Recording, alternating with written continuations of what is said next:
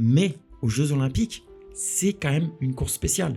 Il n'y a que 55 athlètes au départ. Au minimum 2 tenues. Pourquoi 2 ? Donc ça va être la grande différence entre une tenue d'un amateur et d'un professionnel au niveau olympique.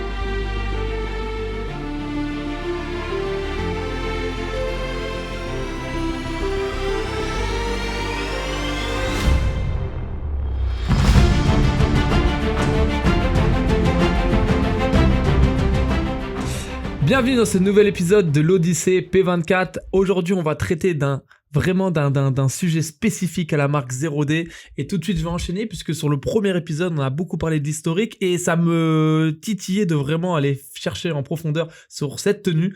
Et tu nous as dit que chaque Olympiade, il y avait une tenue spécifique pour chaque Olympiade. Et je veux vraiment en savoir un peu plus sur ça, sur pourquoi il y a une tenue spécifique de la marque 0D sur chaque Olympiade.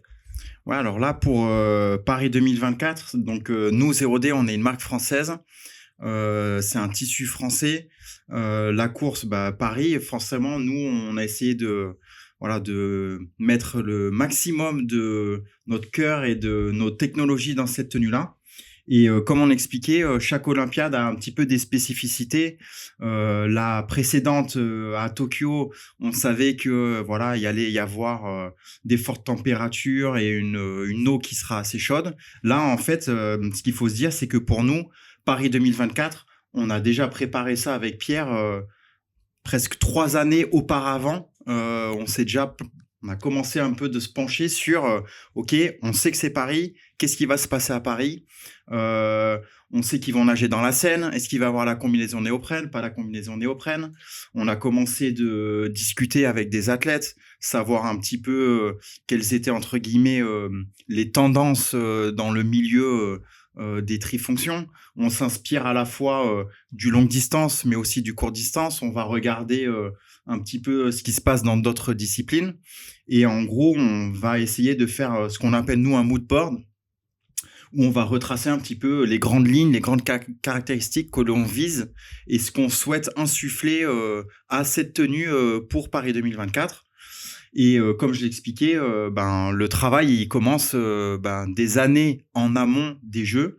Et là, par exemple, pour Paris 2024, c'est la première fois de l'histoire de 0D où on s'est déplacé en soufflerie pour travailler sur l'aérodynamisme de la tenue. Donc, on sait que en triathlon, c'est très important de nager très vite, mais pour Paris, on a voulu intégrer cette notion d'aérodynamisme. Et comme on l'expliquait, le tissu, c'est une société française. On a des très bonnes relations avec eux. Et c'est en main dans la main qu'on a réussi en fait à intégrer des nouveautés sur la tenue de Paris 2024 et des nouveautés qu'on a testées en soufflerie. Et est-ce que ça doit être labellisé par le CIO ou pas ? Très bonne question. Il y a un très grand formalisme autour des tenues qui sont utilisées par les athlètes déjà tout au long de l'année. Il y a une réglementation sur les marquages. Il y a une longueur de zipper il y a une longueur maximum de 40 cm qui est autorisée à l'arrière uniquement. C'est la raison pour laquelle d'ailleurs vous ne verrez jamais un zipper sur le devant d'une tenue d'athlète pro, alors que la plupart des débutants sont quand même rassurés par le zipper devant, plus facile d'enfilage, mais nous chez les pros c'est à l'arrière et donc 40 cm. Et en plus pour les Jeux Olympiques, il y a une très grande réglementation, surtout en fait sur taille des logos et emplacement des logos. Donc en fait on n'est vraiment pas libre de faire ce qu'on veut. Je reviens sur le travail en amont de 4 années, c'est que dès qu'on a su qu'il y aurait les Jeux Olympiques à Paris, des choses bêtes, mais on regarde les tendances météo, l'historique des météos. Est-ce qu'on aura, quelle va être la température extérieure, quel est le pourcentage pas de chance, mais quelle est la probabilité d'avoir de la pluie. Et tout ça, c'est des données en fait qu'on va intégrer pour élaborer la meilleure tenue possible. Et aussi parce qu'on a des athlètes, ça va être leur 3e Olympiade, peut-être même 4 pour certains d'entre eux. Et ils ont eu l'habitude de courir avec nos tenues.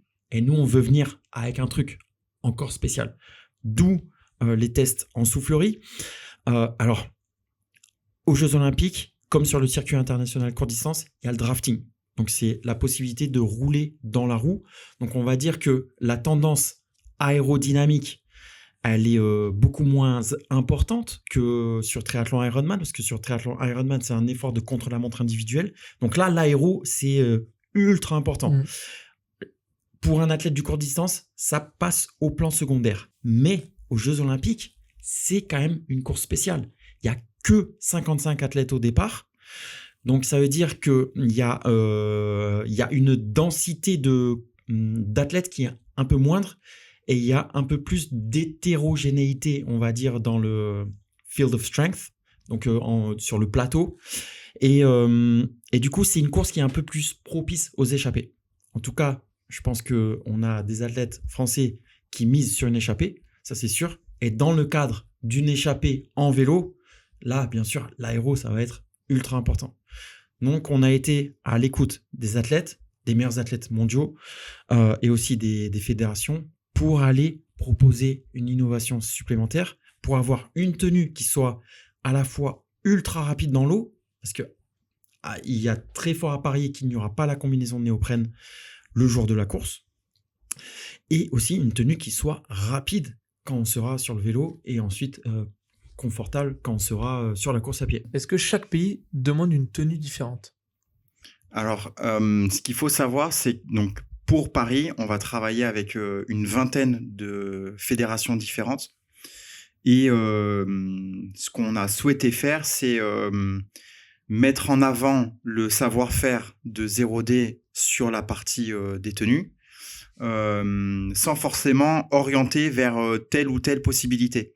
Donc, ce qu'on a fait, c'est qu'en allant en soufflerie, on a testé différentes versions de la tenue avec différentes évolutions.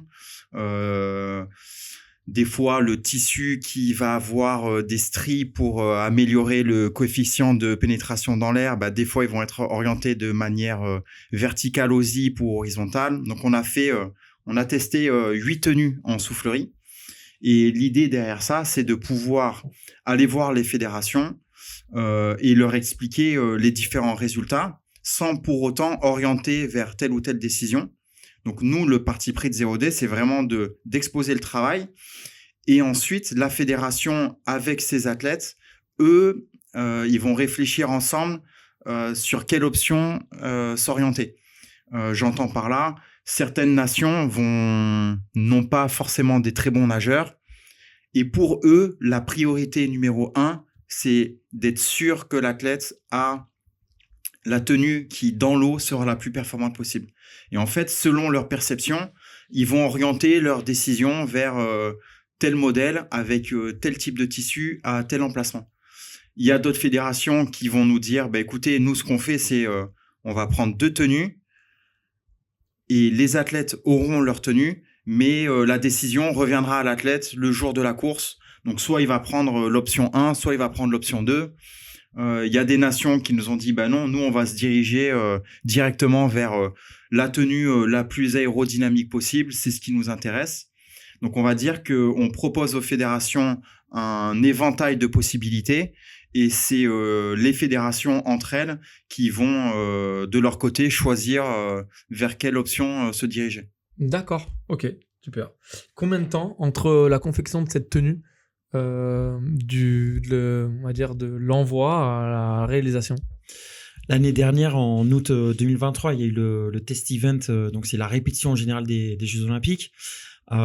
Déjà, l'équipe de France testait la tenue, testait certaines tenues et certaines options par rapport à la trifonction. Donc, c'est un travail qui a commencé il y a plus de 2 ans largement pour cette tenue, en tout cas pour l'élaboration technique de la tenue, avec des tests déjà qui ont eu lieu il y a plus d'1 an. Et après, véritablement, c'est à l'occasion de ce test event qu'on a rencontré toutes les fédérations avec lesquelles on travaille et même avec des fédérations avec lesquelles on ne travaille pas. Donc, on a profité des 4 jours pour discuter avec quasiment 30 fédérations. Et là, on est bientôt à 1 mois des JO. La plupart des tenues ont déjà été livrées. Et là, on est vraiment dans la dernière ligne droite. J'aimerais revenir sur la soufflerie, Frédéric. Est-ce que tu peux me dire un peu plus qu'est-ce que tu vas mesurer et quoi ça sert réellement? Alors sur la soufflerie, ce qui est important en fait, c'est donc là, on était à l'IAT de Saint-Cyr. Il faut savoir aussi que tous les athlètes de l'équipe de France, ils sont tous aussi allés à l'IAT de Saint-Cyr pour tous mesurer aussi leur position. Parce que Pierre en parlait tout à l'heure, en soufflerie, il y a une part sur la tenue, mais la position de l'athlète, ça reste la chose la plus importante à travailler. Donc tous les athlètes y sont passés et nous aussi on y était pour les tenues. Et donc à cette occasion-là, on a testé. En fait, on a mis en place un protocole, si tu veux, pour pouvoir réussir à comparer les tenues. J'ai dit tout à l'heure qu'on avait testé environ 8 tenues.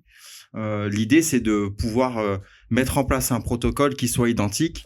Donc en gros, on a testé à différentes vitesses. Donc en gros, sur un panel entre 35 km/h et 50 km/h, des vitesses voilà, à laquelle les athlètes vont rouler pendant l'épreuve.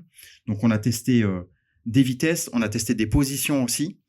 On a fait des tests un peu pas saugrenus, mais en gros, il y a beaucoup d'athlètes qui ouvrent la tenue sur la partie vélo. Et donc, on s'est dit, bon, est-ce que le zipper ouvert d'une tenue, est-ce que ça a une incidence sur le coefficient de pénétration dans l'air? Est-ce que c'est vraiment important de garder la tenue fermée ou ouverte? Donc en gros, on a eu plein de data comme ça sur les tests de soufflerie. On en a aussi profité sur les différentes tenues pour tester des longueurs de cuisses différentes. On avait eu des fédérations et des athlètes qui nous avaient demandé de travailler sur la longueur de jambe, avoir une tenue qui soit plus longue. Et le fait d'avoir plus de tissu permet aussi d'avoir un meilleur écoulement de l'air. Donc voilà, c'est un protocole pour pouvoir tester plein de différents paramètres pour les tenues de Paris 2024. Combien de temps ont duré ces tests en soufflerie? Là, on parle en soufflerie pure et dure, une pense- demi-journée. Mais tout un panel de tests qui devait être réalisé dans ce moment en soufflerie qui a été préparé en amont. Oui, alors là, on est allé en soufflerie avec un ancien athlète pro pour vraiment avoir les bonnes positions, le morphotype du triathlète de haute performance. Et donc oui, il faut préparer vraiment en amont les différentes positions, que l'athlète soit vraiment réactif, se changer rapidement pour pouvoir avoir le temps d'essayer l'intégralité des tenues et pouvoir nous récupérer le maximum de données sur les différentes tenues. D'accord, ok. Pierre, est-ce que tu peux justement, j'aimerais revenir un peu dessus, est-ce que tu peux me dire la différence entre une tenue d'un professionnel, d'un athlète professionnel qui va faire les JO et d'un amateur? Alors, la technologie que nous on met en place sur l'élite olympique, elle découle ensuite sur les tenues grand public, entre guillemets, en tout cas, une tenue que n'importe qui peut acheter. Le niveau de technologie qu'on utilise sur le tissu, ça se retrouve sur notre haut de gamme qui est disponible en fait toute l'année auprès du grand public et aussi auprès des clubs. Après, la principale différence, ça va être sur les tenues des pros, c'est l'absence de tripod, donc l'absence de chamoisine. La quasi-totalité des athlètes pros ne veulent pas de chamoisine, donc ils ont une tenue, on va dire, plus légère. Et il y a aussi peut-être ce feeling d'avoir encore plus de liberté de mouvement dans la course à pied. Donc ça va être la grande différence entre une tenue d'un amateur et d'un professionnel niveau olympique. Il y a combien de tenues par athlète? Alors, ça va dépendre des fédérations. On va dire qu'en moyenne, au minimum 2 tenues. Pourquoi 2? Une tenue, si tout va bien, il a sa première tenue. Si jamais il avait un souci avec cette tenue, il a sa deuxième tenue en sécurité, en backup. Après, il y a des fédérations qui vont en proposer 3 tenues. Pourquoi 3? Dans l'idée, ça va être une tenue neuve pour la course individuelle, une tenue neuve pour le relais et une tenue de backup en cas de souci avec sa tenue. Il y a des fédérations qui ont prévu 4 tenues par athlète. On discutait tout à l'heure des différentes compositions de tissus sur les tenues. Certaines fédérations vont prévoir 2 tenues de la tenue numéro 1 et 2 tenues de la numéro 2. Donc on va dire que ça va varier entre 2 et 4 tenues par athlète. Et les athlètes qui ne se servent pas des tenues supplémentaires, ces tenues deviennent... Souvent pour eux, c'est une pièce un petit peu collector. Donc s'ils vont la garder pour leur propre musée, et où ça peut aussi arriver si jamais des fédérations avaient des tenues en trop qui n'auraient pas été utilisées, souvent cadeau aux sponsors des différentes fédérations. En 2020 Tokyo, il y a une tenue qui a été offerte au président de la République. Ah ouais, Emmanuel Macron. Il a une tenue 0D qui lui a été offerte par la FF3, exact. Donc voilà, c'est des cadeaux. En fait, c'est symbolique, quoi. Symbolique. Ou pour peut-être un athlète offrir à son coach. C'est vrai que c'est l'histoire d'une vie. Et cette histoire, elle va se retrouver dans une tenue. C'est vrai que c'est un peu fou, mais quand on est sélectionné en équipe de France, que ce soit dans le vélo ou dans le triathlon, des fois on a juste les jogging ou les équipements en fait d'après séance. Rien que ça déjà c'est symbolique. Alors là, je pense que c'est tout un symbole d'avoir une tenue à son nom d'une Olympiade avec le pays représenté. Je trouve que c'est incroyable. Ouais, c'est fort, très très fort. Qu'est-ce que ça vous fait les gars quand vous avez une grosse nation comme les États-Unis qui vient vous voir, vous, les petits gars de Valence, pour vous demander de fabriquer et de faire les tenues pour les athlètes et triathlètes américains? C'est une immense satisfaction. C'est une très grande fierté qu'une TPE française fasse les tenues pour les États-Unis, même si c'est vrai que c'est pas la plus grande nation du triathlon au niveau mondial. C'est USA Triathlon, c'est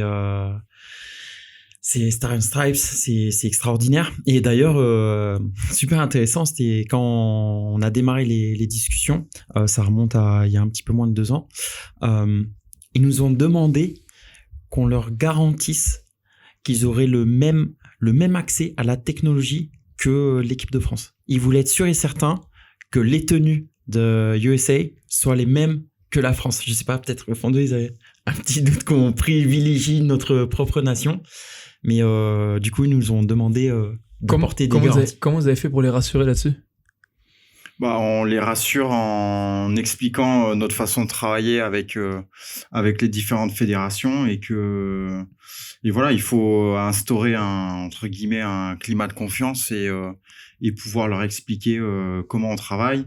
Et je pense aussi qu'ils voient en fait qu'on ne travaille pas exclusivement qu'avec, par exemple, l'équipe de France, mais qu'on a aussi d'autres fédérations.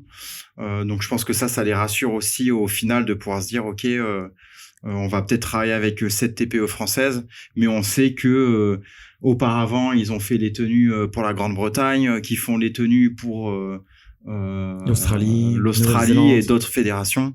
Donc, au final, toutes les fédérations sont au courant un peu de notre façon de fonctionner et voilà, qu'on va toujours répondre présent sur des demandes des fois un peu plus spécifiques en fonction de chaque fédé. Ok, super. Bon, très bien les gars, franchement on a passé, en tout cas moi j'ai passé un épisode au top. On va clôturer justement cet épisode sur les tenues pour enchaîner avec un nouvel épisode sur la sélection des athlètes pour les JO, donc pour Paris 2024. J'espère que cet épisode vous a plu, on se retrouve sur le prochain épisode. À toute l'équipe. Comment un athlète participe aux Jeux Olympiques? Alors ça c'est des questions difficiles puisque chaque fédération va fixer leurs propres critères. Pour l'équipe de France,